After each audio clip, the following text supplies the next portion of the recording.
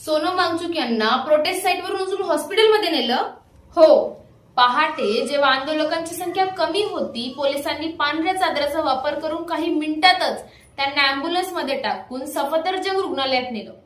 कुटुंबाचं आणि समर्थकांचं म्हणणं आहे की त्यांना त्यांच्या इच्छेविरुद्ध रुग्णालयात नेण्यात आले. मग हे बेकायदेशीर आहे का? हो पण आणि नाही पण.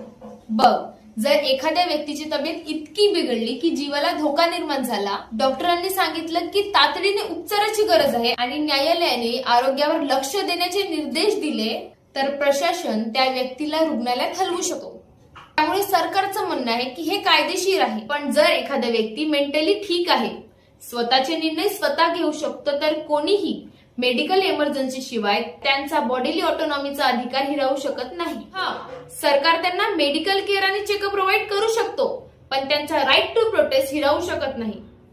20 जुलैला त्यांची चलो संसदची रॅली आहे. ही रॅली 20 जुलैला ठेवण्याचे मुख्य कारण म्हणजे त्या दिवशी पार्लिमेंटच्या मान्सून सेशनची ओपनिंग आहे.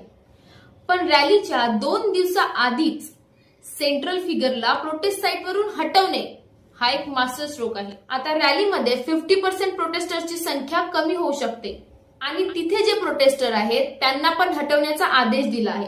पण आताही प्रश्न हाच आहे की बोलायला आणि समस्या ऐकण्यात काय प्रॉब्लेम आहे.